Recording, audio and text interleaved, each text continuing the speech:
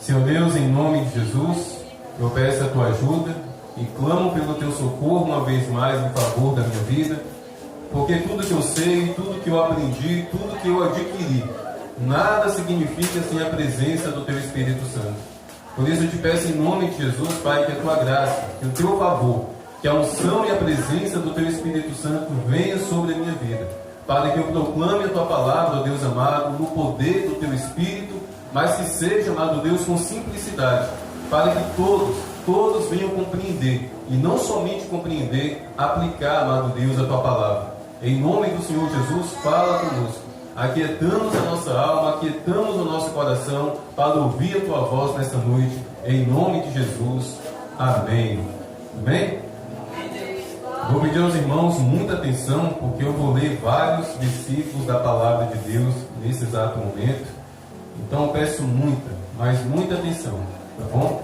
O maior silêncio possível, porque às vezes quando você quer o silêncio, você tira do irmão do lado ou do irmão que está atrás a possibilidade de entender aquilo que foi falado naquele exato momento. Então, na hora da palavra, vamos ter zelo, porque é quando de fato Deus fala. Durante os louvores, durante as oportunidades, é Deus recebendo a adoração, é Deus recebendo o louvor. Durante a palavra, somos nós que estamos recebendo. Por isso, vamos abrir o nosso coração, amém? E aquietar a nossa alma. Apocalipse, a começar, capítulo 1, a princípio. Como eu disse, leremos aqui mais ou menos uns 3 capítulos, vários versículos, tá bom? Quem não leu a Bíblia essa semana, vai bater a meta hoje. Quem não abriu nessa semana, quem não abriu a palavra de Deus essa semana, vai meditar bastante aqui agora. Apocalipse, capítulo 1, versículo 9. Versículo 9 até o 15. Isso a princípio, tá bom? Eu, João, irmão e companheiro de vocês na tribulação, no reino e na perseverança em Jesus, estava na ilha chamada Patmos, por causa da palavra de Deus e do testemunho de Jesus. Achei-me no Espírito, no dia do Senhor, e ouvi atrás de mim uma voz forte, como de trombeta, dizendo: escreva num livro o que você vê e mande-o às 7 igrejas: Éfeso, Esmirna, Pérgamo, Tiatira, Sardes, Filadélfia e Laodiceia. Voltei-me para ver quem falava comigo, e ao me voltar, vi 7 candelabros de ouro, e no meio dos candelabros, um semelhante ao filho de homem, com vestes talares e cingido, à altura do peito, com um cinto de ouro. A cabeça e os cabelos dele eram brancos como a alva lã, como a neve. Os olhos eram como chama de fogo. Os seus pés eram semelhantes ao bronze polido, como que refinado numa fornalha. A voz como o som de muitas águas. Amém? A princípio, esses curtos versículos para contextualizar o momento, o local e a situação em que o apóstolo João se encontrava. O apóstolo João estava aprisionado em uma ilha-prisão chamada Patmos, não somente aprisionado, mas forçado a trabalhar. Ele e o restante dos prisioneiros ali estavam escavando pedras. É como se fosse uma pedreira, e ali eles estavam para arrancar pedras, para que o Império Romano pavimentasse as ruas. E ele já estava beirando 100 anos. Ele foi enviado ali justamente para morrer, porque, segundo a história, tentaram matar aquele homem de tudo quanto é jeito, mas a morte não conseguiu matá-lo. Segundo a história, ele foi imerso até em óleo fervente, mas de lá saiu como se tivesse mergulhado em uma piscina de água fresca. E de tanto não conseguir matar aquele homem, vamos levar esse cara lá para Patmos, vamos fazer ele morrer de cansaço e de enfado. Não sabendo que era justamente naquele lugar que ele teria uma experiência poderosa.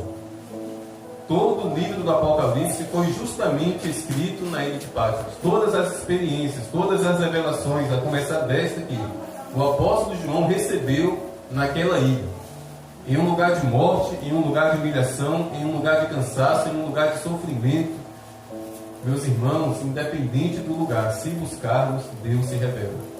Se buscarmos, Deus manifesta a presença dele. Se buscarmos, Deus fala ao nosso coração. Esse homem estava no pior lugar do mundo, mas naquele lugar ele decidiu buscar a presença do Senhor, porque aqui ele diz que ele se achava no Espírito.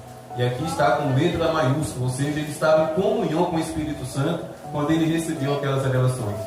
Era para ele estar chorando, era para ele estar angustiado, era para ele estar até se queixando de Deus. Mas Deus, eu sou João, eu estive aos pés da cruz, eu não abandonei o teu filho Jesus Cristo, todo mundo abandonou ele, mas eu fiquei lá aos pés da cruz, e olha só onde eu estou aqui. Ele não abriu a boca para se queixar, para murmurar, para lamentar, mesmo ali estando entregue à morte, ele decidiu buscar o autor da vida, que é Jesus. E o autor da vida se revelou a ele. E deu àquele homem uma missão. Deu àquele homem uma missão poderosa, que era não somente escrever o livro do Apocalipse, mas escrever especificamente 7 cartas. Ali na ilha de Patmos, o Senhor Jesus ditou, o Senhor Jesus proclamou 7 cartas para serem escritas por João e logo em seguida serem enviadas a 7 igrejas. Essas igrejas estavam localizadas onde hoje é a Turquia. A chamada Ásia Menor hoje é na região onde é a Turquia. Há 2000 anos atrás, a Ásia Menor, a atual Turquia, era um país muito, mas muito temente ao Senhor. Muitos e muitos cristãos ali estavam, apesar da perseguição do Império Romano, a ponto de 7 igrejas ali estarem estabelecidas. Havia muitas e muitos cristãos em Jerusalém, mas depois de Jerusalém, certamente era na Ásia Menor que estava havendo um crescimento muito grande do Evangelho, a ponto de 7 igrejas ali estarem fundadas e estabelecidas. E o Senhor Jesus aparece em João com essa missão: escreva 7 cartas. O que eu falar aqui, o que eu ditar para você, escreva letra por letra, vírgula por vírgula, e envie a essas igrejas. Dessas 7 igrejas, meus irmãos, somente 2 foram elogiadas. Somente 2 receberam palavras de consolo, de refrigério e até mesmo de elogios, porque estavam firmes no propósito, não estavam renunciando, não estavam fraquejando, mesmo diante das lutas e das perseguições que já existiam naqueles dias. Aquelas 2 igrejas que foram elogiadas estavam ali, perseverando. Porém, dessas 7, 5 foram repreendidas e exortadas de forma dura, mas de forma muito dura por Jesus. As cartas naquele tempo eram desse jeito aqui. Eu procurei fazer um modelo. Não era carta como tem hoje, que se coloca dentro do envelope, coloca dentro do correio. Era um rolo como esse. Passava-se uma corda ou uma fita ao redor, tinha um selo que era feito de cera e colocava-se um símbolo. Enquanto aquela cera ainda estava mole, colocava um símbolo. Geralmente esse símbolo ficava no anel, porque era a forma de selar, era uma forma de lacrar a carta, era a forma da carta ser inviolável. Se porventura chegasse até o destinatário com aquele selo quebrado, opa, alguém abriu essa carta, tem uma coisa de errado. Então as cartas que foram enviadas foram semelhantes a essa.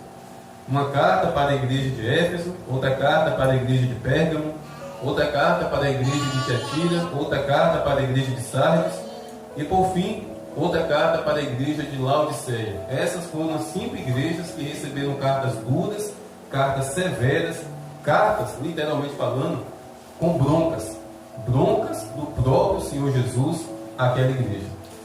E aqui eu estarei lendo essas cartas, e eu peço que os irmãos prestem muita, mas muita atenção mesmo, porque embora tenha sido escrita há 2000 anos atrás, vale para mim, vale para você, vale para a igreja nova em Jerusalém. O capítulo 2 de Apocalipse, a primeira carta, é para Éfeso. E diz assim: ao anjo da igreja em Éfeso escreva. Anjo aqui é uma simbologia do pastor da igreja. Essas coisas diz aquele que conserva na mão direita as 7 estrelas e que anda no meio dos 7 candelabros de ouro. Conheço as obras que você realiza, tanto o seu esforço como a sua perseverança. Sei que você não pode suportar os maus e que pôs à prova os que se declaram apóstolos e não são, e descobriu que são mentirosos. olha só, nós podemos colocar profetas, missionários, evangelistas, pastores à prova sim. Não caia nesse engano não. Não se pode julgar o profeta. Não está na Bíblia isso. A igreja de Éfeso, a princípio, foi elogiada por Jesus porque eles estavam fazendo isso. Eles estavam colocando à prova aqueles que estavam fingindo ser apóstolos e descobriram que não eram. Amém? Você tem perseverança e suportou provas por causa do meu nome sem esmorecer. Perceba que Jesus começa a carta elogiando. Perceba que Jesus começa a carta dando elogios àquela igreja, àquele pastor. A igreja estava caminhando bem. A igreja não estava de todo perdida. Mas continuando, Jesus Cristo diz algo muito interessante. Tenho, porém, contra você o seguinte: você abandonou o seu primeiro amor. Lembre-se, pois, de onde você caiu. Arrependa-se e volte à prática das primeiras obras. Se você não se arrepender, virei até você e tirarei o seu candelabro do lugar dele. Mas você tem a seu favor o fato de que odeie as obras dos nicolaítas, as quais também eu odeio. Percebam que é uma igreja zelosa, perceba que é uma igreja cuidadosa a respeito daqueles que assumiam o púlpito para pregar, mas eles haviam se esquecido do primeiro amor. E o que é isso? O que é se esquecer do primeiro amor? Será que é se esquecer de Jesus? Eu acredito que não. Será que é se esquecer de Deus? Também não. Até porque o próprio Jesus aqui explica: arrepende-se e volte à prática das primeiras obras. Jesus está falando, meus irmãos, que aquela igreja se esqueceu de praticar as obras. A fé sem obras é morta, e aquela igreja estava morrendo. Eles estavam fazendo tudo correto, dentro do que Jesus aqui os elogiou, mas eles não estavam mais praticando aquelas obras do início, aquelas obras do princípio. E quais são essas obras, pastor? O visitar, o cuidar das pessoas, o se preocupar se tem faminto no meio da igreja, se tem enfermo no meio da igreja, se tem alguém sofrendo no meio da igreja, o visitar os enfermos nos hospitais, o ligar e perguntar: meu irmão, você não veio no culto hoje, por quê? O que aconteceu? Essa igreja havia abandonado tudo isso. Por mais que estivesse ali no zelo, por mais que eles estivessem ainda cuidadosos, eles se esqueceram desse zelo. Eles se esqueceram desse amor. E por causa disso, eles foram repreendidos.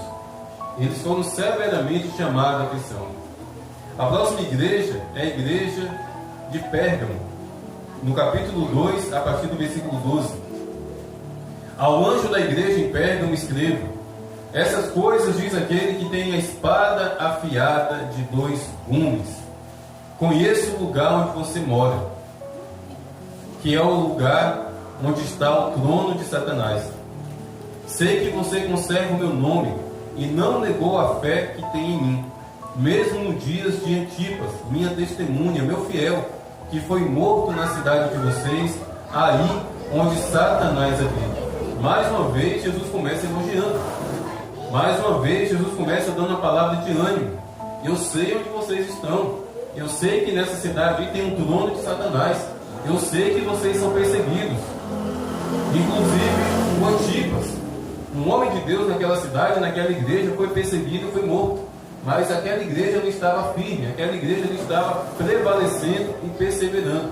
Mais uma vez, Jesus começa elogiando. Mas no versículo 14 em diante, aí vem a paulada na cabeça. Tenho, porém, contra você algumas coisas, algumas. Estão aí em seu meio os que sustentam a doutrina de Balaão, o qual ensinava a Balaque a armar ciladas diante dos filhos de Israel, para que comessem coisas sacrificadas aos ídolos e praticassem prostituição. Além disso, estão também aí em seu meio os que seguem a doutrina dos nicolaítas. Portanto, arrependa-se. Perceba que o zelo que Éfeso tinha, essa igreja não tinha. Éfeso era cuidadosa, era zelosa e não permitia com que falsos profetas adentrassem dentro da igreja. Já Pérgamo tinha pontos a ser elogiados, mas Jesus tinha essas coisas contra eles. estarem tolerando, estarem suportando, estarem recebendo pessoas para ensinarem doutrinas malignas, pessoas para ensinarem um evangelho totalmente contaminado. E eles estavam abrindo a porta e cedendo o púlpito, se tivesse microfone naquela época, cedendo o microfone para essas pessoas. Por isso Jesus Cristo repreendeu a igreja que estava em Pérgamo. A próxima carta, a próxima igreja é a de Tiatira, capítulo 2, versículo 18 em diante. Ao anjo da igreja em Tiatira escreva: essas coisas diz o Filho de Deus, que tem os olhos como chama de fogo e os pés semelhantes ao bronze polido.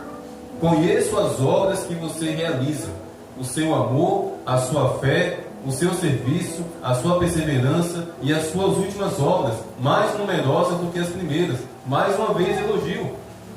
Mais uma vez Jesus começa elogiando, mais uma vez Jesus começa derramando elogios e mais elogios àquela igreja. Porém, no versículo 20 em diante, diz o seguinte: tenho, porém, contra você o fato de tolerar que essa mulher, Jezabel, que se declara profetisa, não somente ensine, mas ainda seduz os meus servos a praticar a prostituição e a comer coisas sacrificadas aos ídolos. Misericórdia! Essa igreja foi elogiada, essa igreja estava fazendo coisas que agradavam ao Senhor.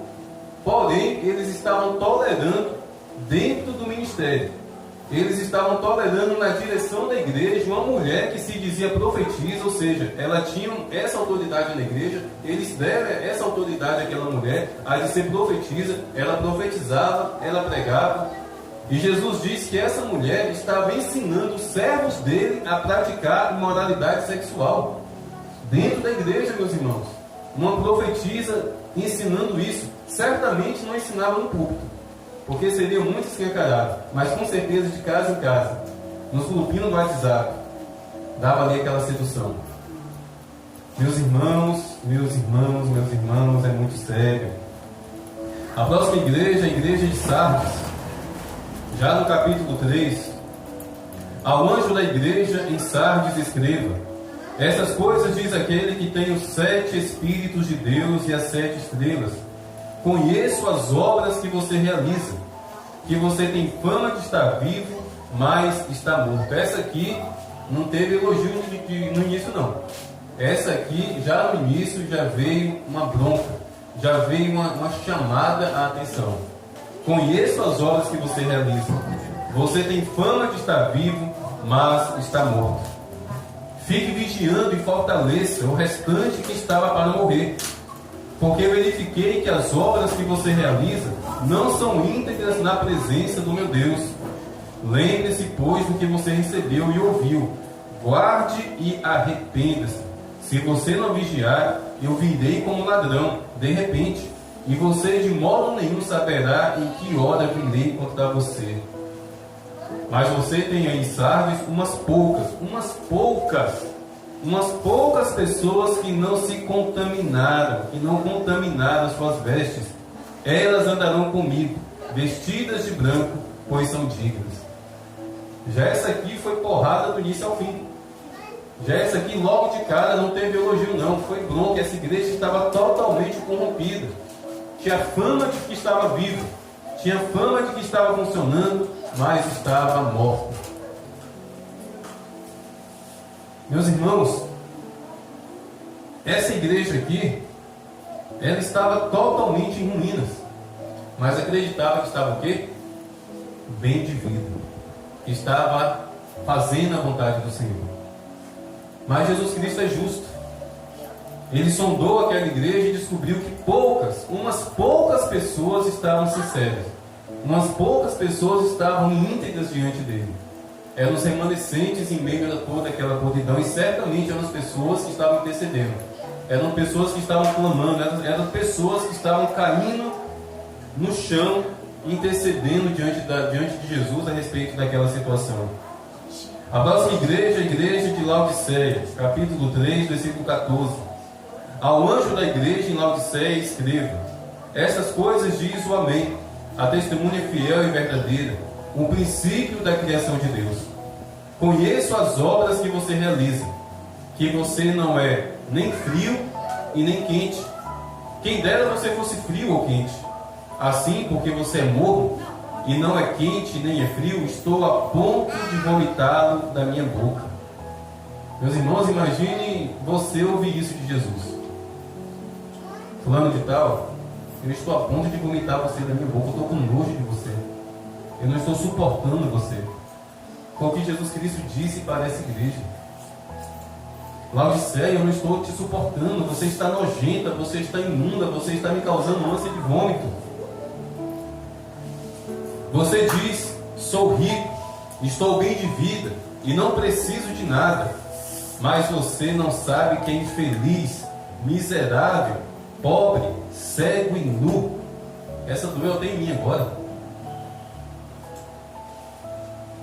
Eu fico imaginando a tristeza e as lágrimas surgindo nos olhos do pastor daquela igreja ao ter lido essas palavras. Porque o pastor daquela igreja, bem como toda aquela igreja, acreditava que estava arrasando. Não, nós somos ricos. Nós somos ricos, nós somos servos de Deus, a igreja está crescendo, nós estamos abrindo congregações e mais congregações, 20 pessoas estão sendo batizadas todos os anos. E Jesus sentindo um ânsia de vômito, por causa da imundície, do pecado estabelecido dentro daquela igreja. Meus irmãos, foi para essa igreja que Jesus Cristo disse: eis que estou à porta e bato.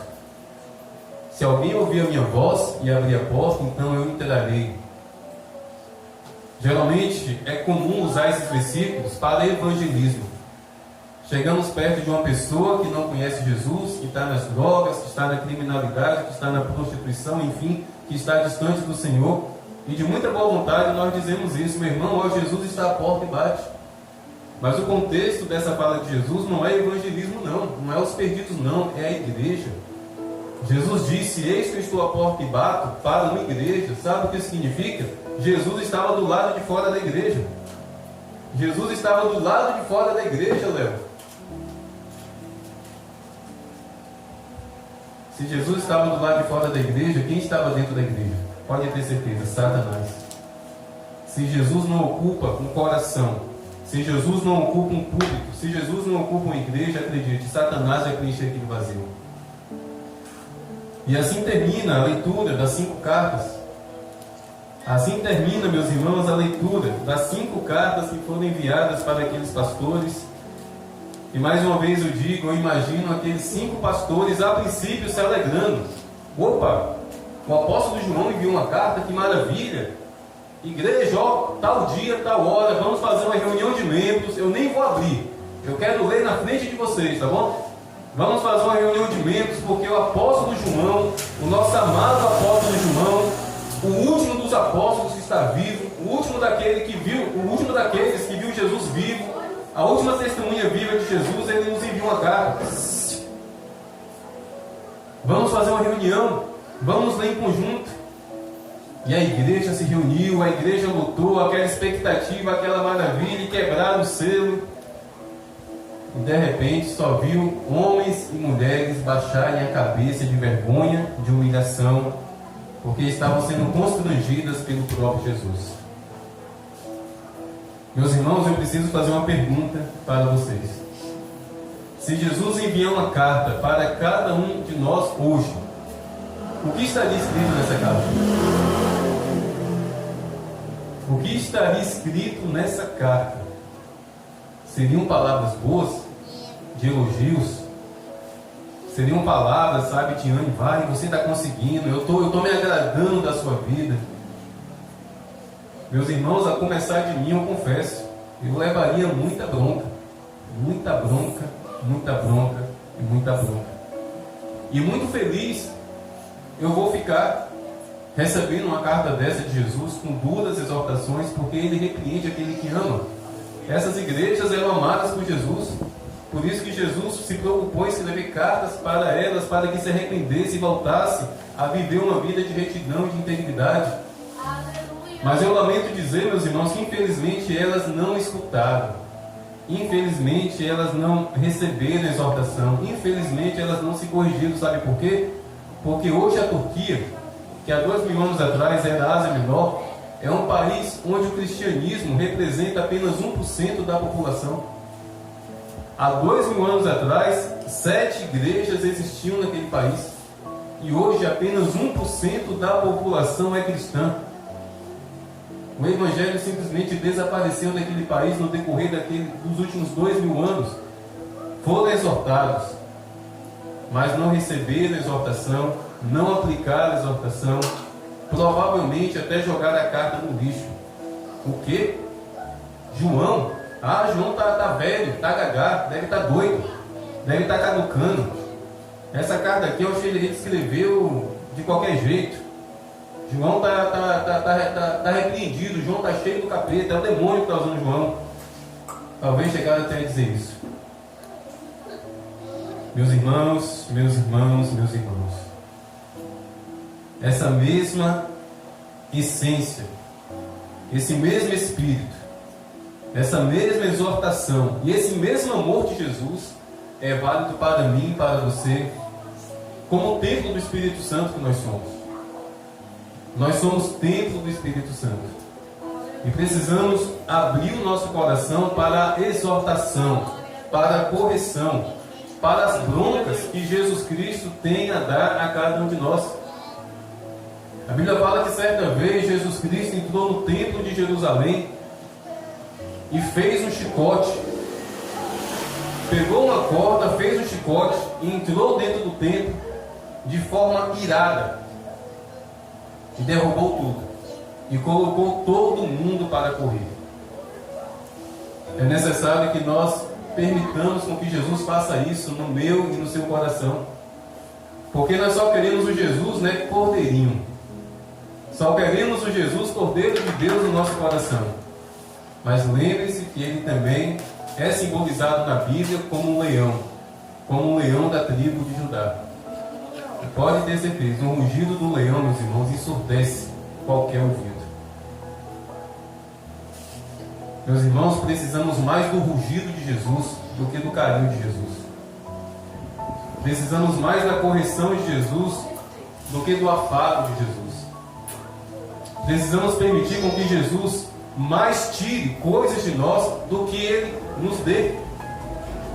O problema é que só estamos pedindo e não estamos falando: Jesus, tira, comece a tirar. O que Jesus Cristo tinha a dar para mim e para você, Ele já deu, é salvação. O que vier após a salvação é acréscimo, graças à bondade e à misericórdia dEle. Precisamos nos esvaziar, precisamos permitir com que Jesus lance, expulse para fora tudo aquilo que está de errado dentro de nós, como Ele sondou e encontrou essas coisas erradas dentro daquelas igrejas. Meus irmãos, Jesus Cristo está nos chamando a uma vida íntegra, a uma vida reta aos olhos dele. É fácil? É claro que não é. Pela minha própria força, é impossível. Mas com auxílio e com a ajuda do Espírito Santo, meus irmãos, é possível. É possível. É possível viver uma vida buscando a santidade e a aprovação de Deus se nos rendermos verdadeiramente ao Espírito Santo. E é aqui que está o problema dessas igrejas. Sabe por que foi necessário Jesus Cristo escrever cartas para aquelas igrejas? Porque eles não estavam mais ouvindo o Espírito Santo, meus irmãos. Por isso que foi necessário Jesus se revelar a João em uma ilha-prisão para escrever cartas de próprio punho àquelas igrejas, porque aquelas igrejas, por causa do pecado, por causa das obras malignas, não estavam mais ouvindo o Espírito Santo, eles perderam a sensibilidade ao Espírito Santo. Meus irmãos, se o Espírito Santo não falar ao teu coração e ao meu coração, não adianta a profeta vir até você dar revelação, não. Não adianta. Se você, em primeiro lugar, não estiver ouvindo o Espírito Santo, acredite, não adianta a profeta vir até você. E fique bem atento a isso. Certa vez o Espírito Santo trouxe essa revelação ao meu coração. Quando necessário Deus levantou um profeta para vir até mim, para me exortar, para me corrigir, é porque há muito tempo eu deixei de ouvir o Espírito Santo. Porque foi isso que aconteceu com Davi, depois que ele cometeu adultério com Batseba, e depois que ele arquitetou aquele plano para matar o esposo daquela mulher. Davi era um homem segundo o coração de Deus. Mas um homem segundo o coração de Deus ficou meses e meses com o coração endurecido.